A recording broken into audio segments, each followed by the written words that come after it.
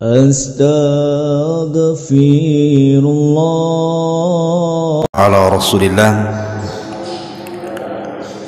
wa ala alihi wa sahbihi wa mawalah wa la hawla wa la quwata illa billahi wa ba'du. Alhamdulillah, segala puja dan puji hanya milik Allah subhanahu wa ta'ala. Salawat dan juga salam kita hadiahkan kepada Rasul kita Nabi besar Muhammad sallallahu alaihi wasallam. Kajian di pagi hari ini kita akan membahas surat Al-Ahzab ayat 56 tentang makna daripada kalimat as-salat dan juga as-salam. Artinya kita membahas tentang makna di balik salawat kepada Nabi sallallahu alaihi wasallam. Pembahasan ini penting sekali karena sering di antara kita ini ketika bersalawat kepada Nabi sallallahu alaihi wasallam tidak paham apa makna salawat itu. Dan orang yang memahami makna salawat ketika dia bersalawat tentu akan besar pahalanya dibandingkan orang yang tidak paham makna yang diucapkannya. Dan hampir kebanyakan tidak paham apa makna salawat. Makanya pagi hari ini kita akan membahas apa makna salawat yang sering kita ucapkan kepada Nabi sallallahu alaihi wasallam, supaya ketika kita bersalawat betul-betul memahami sehingga bisa merenungkan. Dan tentunya salawat kita ini berpahala. Disebutkan dalam surah Al-Ahzab ayat 56. Allah subhanahu wa ta'ala mengatakan, innallaha wa malaikatahu yusalluna 'alan nabi ya ayyuhalladzina amanu sallu 'alaihi wa sallimu taslima. Allah subhanahu wa ta'ala berfirman di sini, wahai orang-orang yang beriman, sesungguhnya Allah subhanahu wa ta'ala dan para malaikatnya mereka bersalawat atas nabinya. Wahai orang-orang yang beriman, bersalawatlah kalian atas beliau dan ucapkanlah salam dengan sebenar-benar salam kepada beliau. Ma'asyiral muslimin yang dimuliakan Allah subhanahu wa ta'ala, di dalam ayat ini ada dua kata yang harus kita pahami. Pertama, kalimat yusallun, bersolawat. Dan yang kedua kalimat wasallimu taslima, dan ucapkanlah salam. Apa makna solawat dan apa makna salam? Karena sering kita membaca kalimat Allahumma salli ala Muhammad, atau kalau kita membaca hadis Nabi sallallahu alaihi wasallam, kita sering mengatakan qala Rasulullah sallallahu alaihi wasallam. Apa kalimat salawat dan apa kalimat salam ini? Ma'asyiral muslimin yang dimuliakan Allah subhanahu wa ta'ala, disebutkan oleh para ulama tentang makna as-salatu ala nabi, salawat kepada Nabi. Di antara pendapat jumhurul ulama, mayoritas para ulama, yang dimaksud salawat kepada Nabi artinya, salawat di sini artinya ar-rahmatu, di mana Allah subhanahu wa ta'ala akan menurunkan rahmatnya kepada Nabi. Adapun salawatnya para malaikat maksudnya adalah memintakan ampun akan dosa-dosanya. Tetapi sebagian ulama yang lain mengatakan, dan itu salah satu pendapat daripada Al-Imam Ibn Utsaimin rahimahullahu ta'ala, dan tentunya ulama salaf sebelumnya mengatakan, dan ini pendapat yang rajih wallahu alam, yang dimaksud salawat di sini artinya as-sana fi mala'il a'la, as-sana'u alaihi fi al-mala'il a'la. Jadi ketika kita bersalawat kepada Nabi SAW, artinya kita meminta kepada Allah, kita yang meminta kepada Allah agar Allah Subhanahu wa ta'ala memuji Nabi kita Muhammad SAW di hadapan para malaikat yang ada di langit sana. Maknanya Allah Subhanahu wa ta'ala agar memuji Nabi SAW, agar memuliakan Nabi SAW, agar meninggikan Nabi SAW di hadapan para malaikat yang ada di langit, di hadapan Jibril, di hadapan Mikail, di hadapan Israfil, di hadapan Malakul Maut, di hadapan Hamalatul Arash, dan seluruh malaikat yang ada di langit.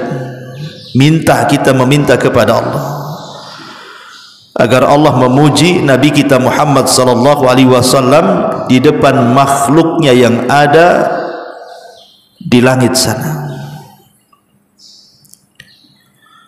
Adapun kita sering mendengar hadis Nabi SAW dari Anas ibn Malik radhiyallahu an, Nabi SAW bersabda, man shalla alayya salatan wahidatan sallallahu alaihi asyra salawatin wa qutta anhu asyra khati'at.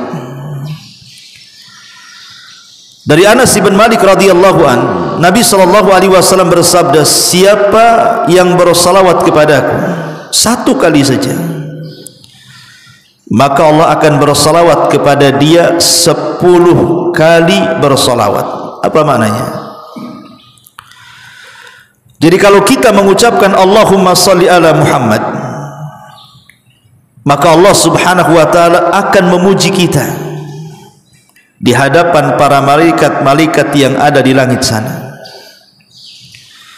Jadi Allah Subhanahu wa ta'ala akan katakan kepada para malaikat bahwa fulan ibn fulan telah bersalawat kepada nabinya, maka aku memuji dia, aku memuliakannya dan menyebutkan kebaikannya di hadapan para malaikat yang ada di langit sana. Hanya semata-mata bersalawat kepada Rasul satu kali saja, maka Allah akan memuji kita di langit sana 10 kali pujian. Anda bisa bayangkan,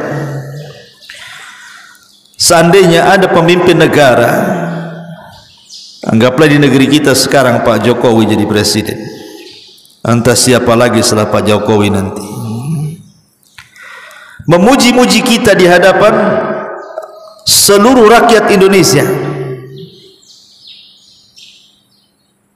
Seandainya presiden memuji kita di hadapan seluruh rakyat Indonesia dan kita tidak tahu dan tidak memintanya, tentu kita akan bangga, ikhwan.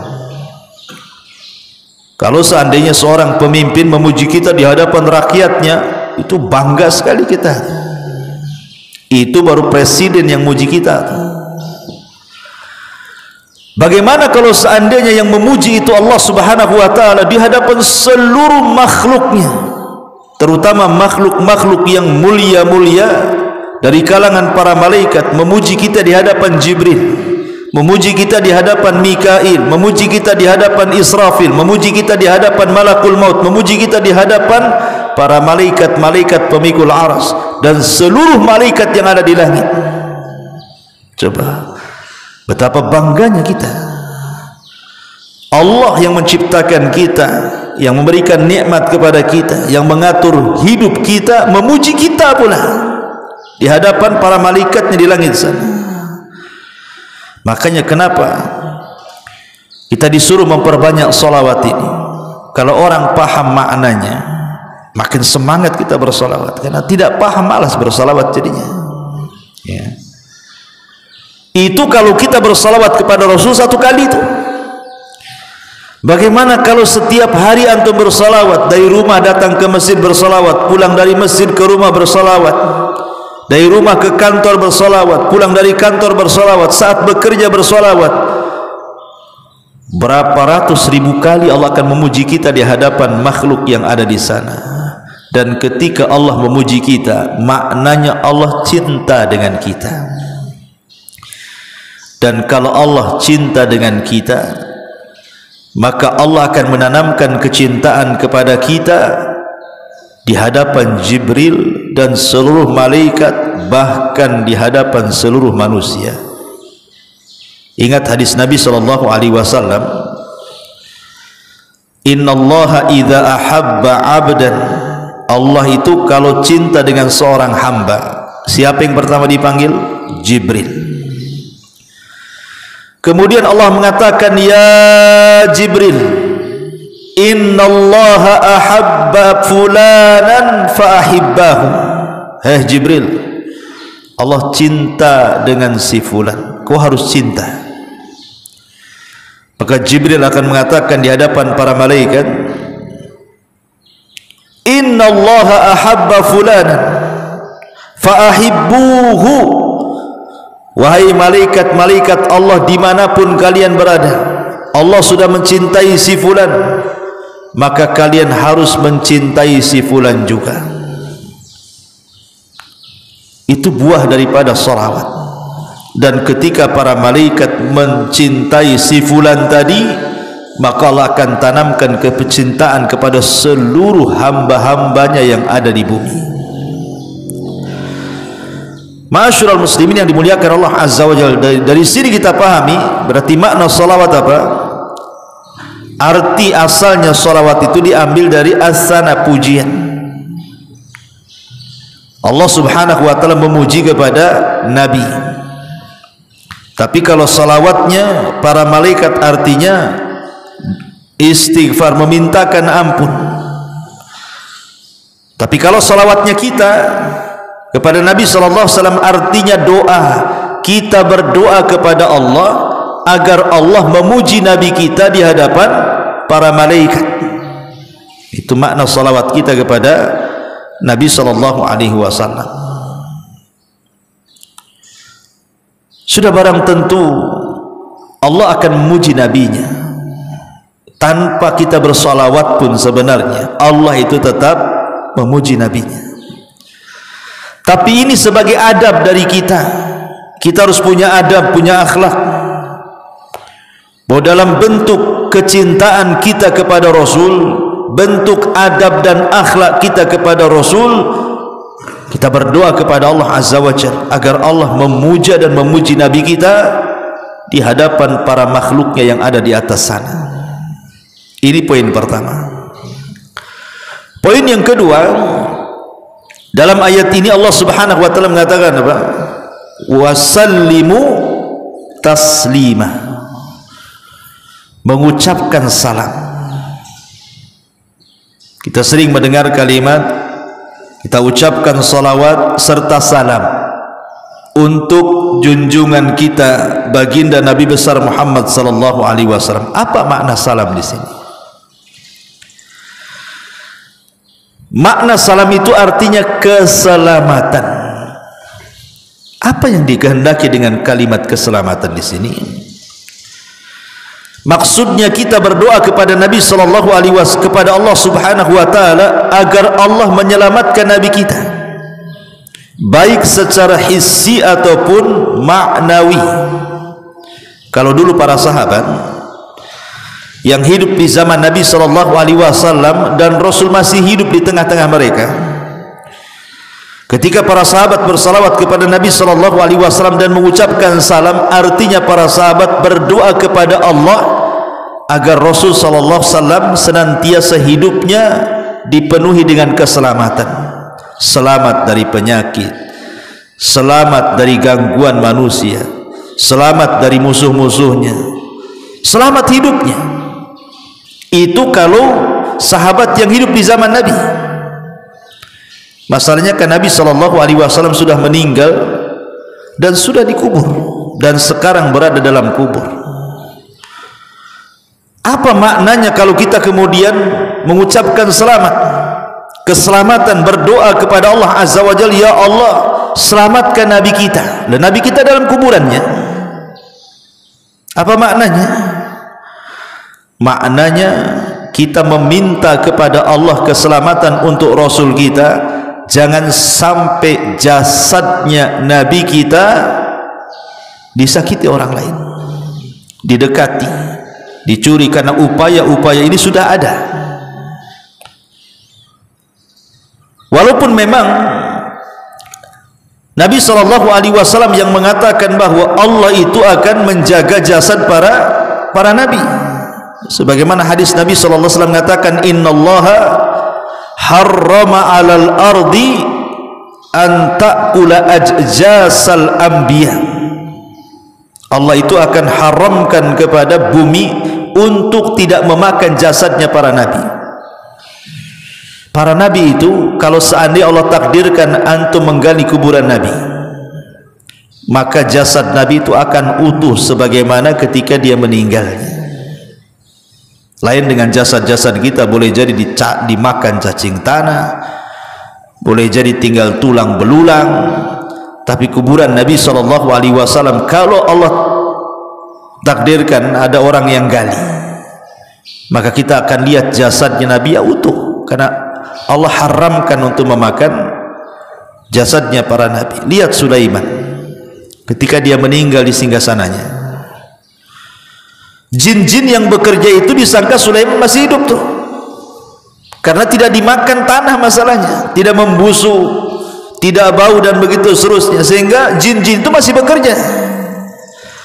Ketahuannya Nabi Sulaiman mati itu setelah tongkat yang dipegangnya dimakan rayap, kemudian habis tongkatnya, kemudian tidak ada lagi untuk sebagai pemegangnya supaya tidak roboh. Maka ketika tongkat itu kemudian habis dimakan rayap, Sulaiman pun roboh. Baru jin-jin itu tahu. Ya, kita tidak ragukan bahwa para nabi itu jasadnya tidak dimakan oleh bumi, tetapi ada memungkinkan jasadnya diambil, jasadnya disakiti. Makanya ketika kita bersolawat kepada Nabi SAW, kita meminta kepada Allah Subhanahu wa Ta'ala untuk menjaga jasad Nabi kita, jangan sampai ada yang menyakitinya. Saya akan sebutkan beberapa upaya yang pernah dilakukan orang-orang yang kurang adab kepada Rasul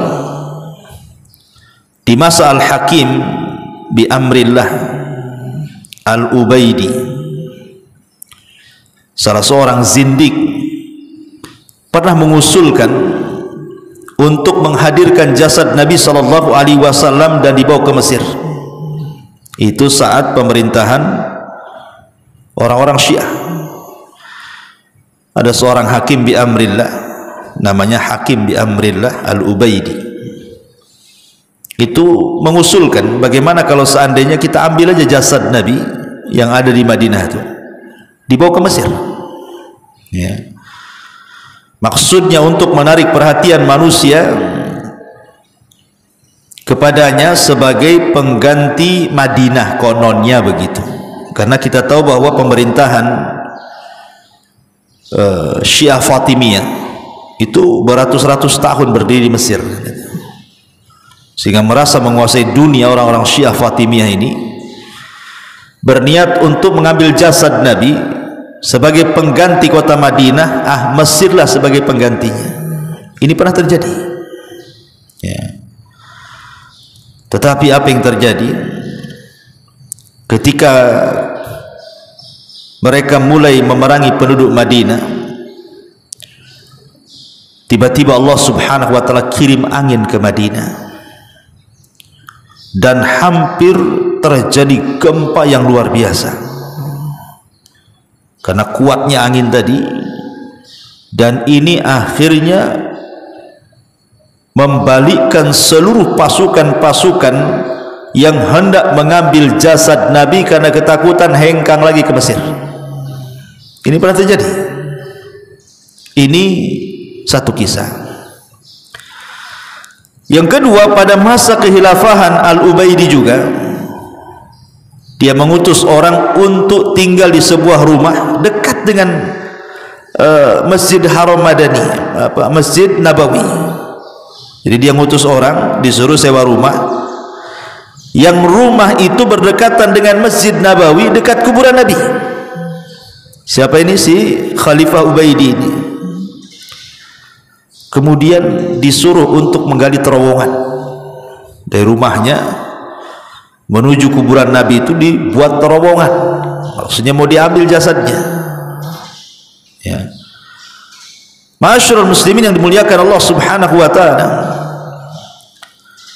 tiba-tiba penduduk Madinah ini mendengar ada suara yang memanggil-manggil di tengah malam bahwa Nabi kalian akan digali kuburannya. Suara ini misterius, entah dari mana suara ini, tapi suara ini didengar oleh penduduk Madinah dan mengatakan bahwa kuburan Nabi kalian akan digali dan diambil jasadnya.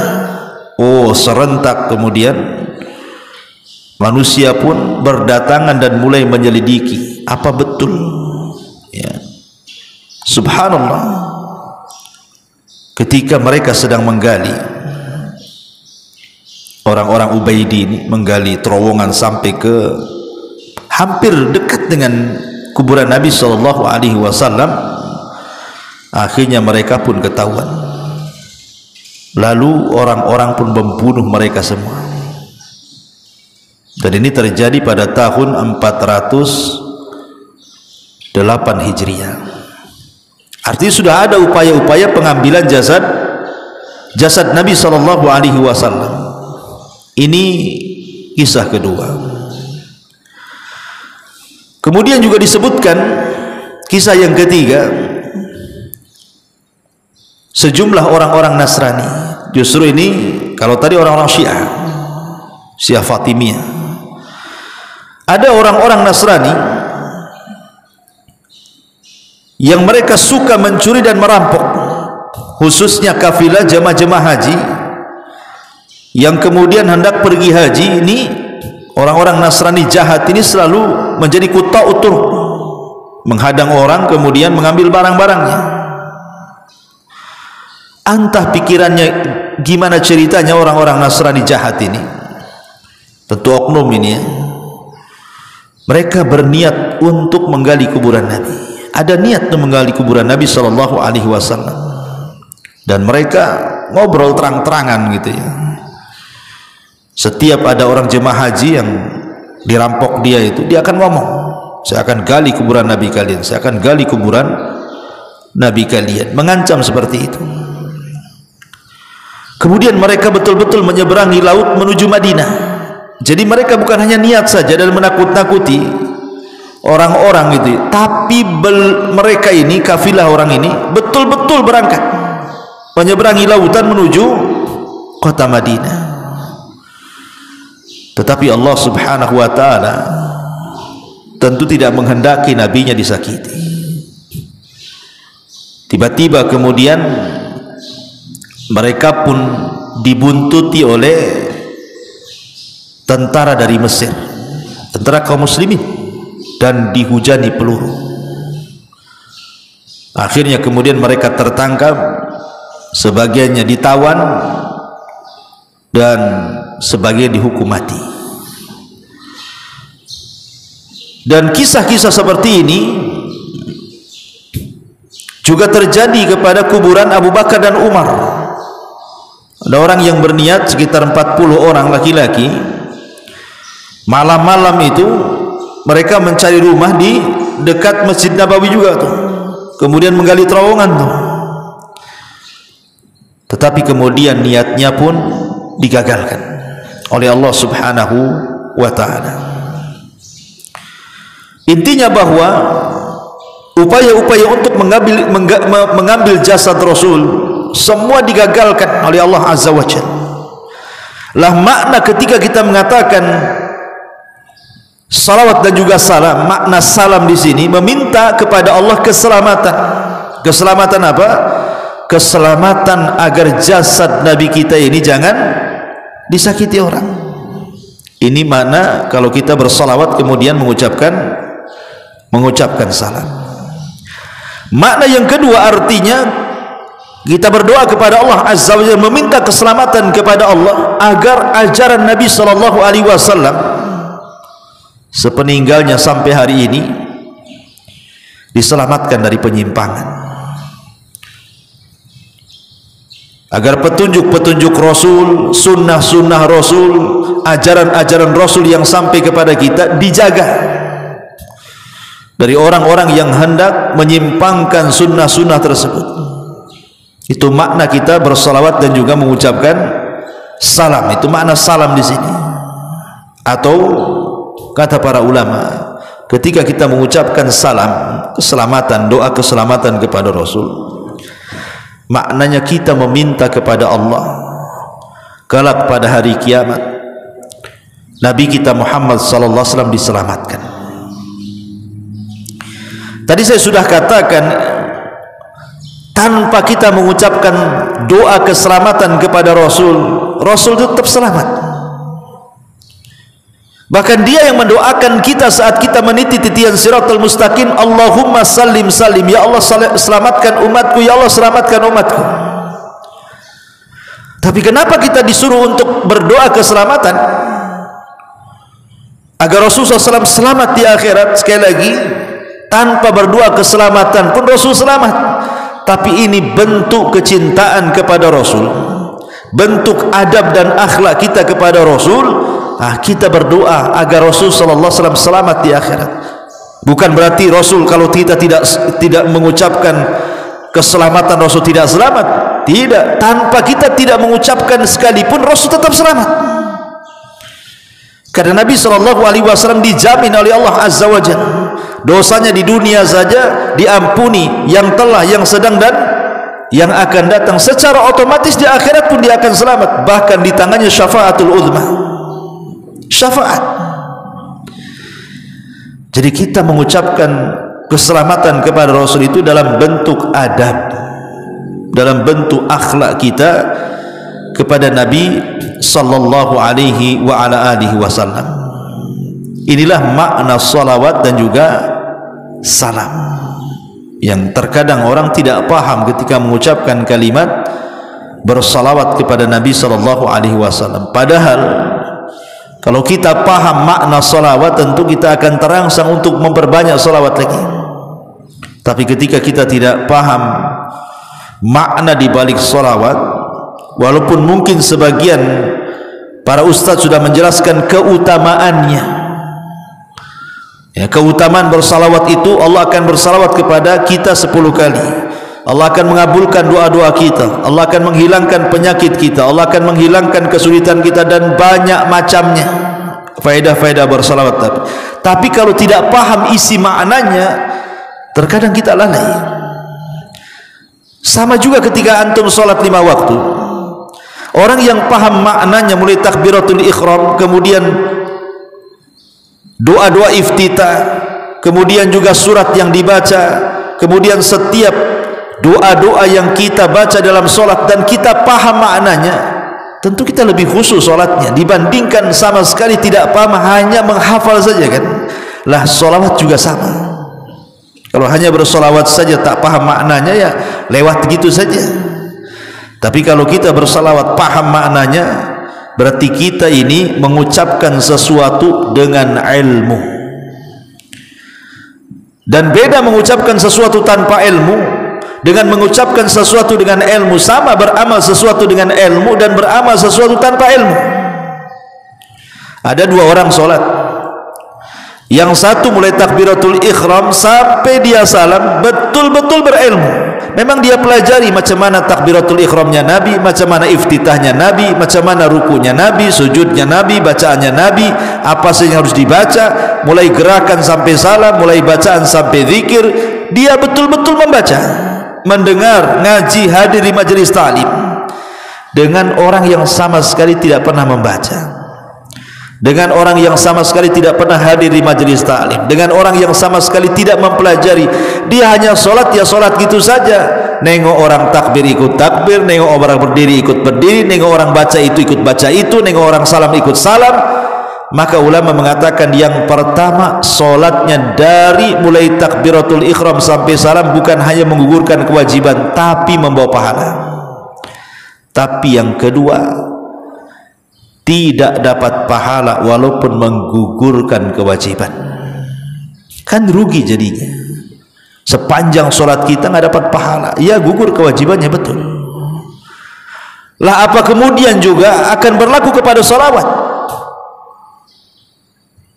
Lah makanya pentingnya kemudian memahami setiap makna dalam salawat ini supaya lebih bisa mendapatkan pahala lebih dan lebih khusyuk dan lebih cinta lagi dengan salawat kepada Nabi sallallahu alaihi wa ala alihi wasallam.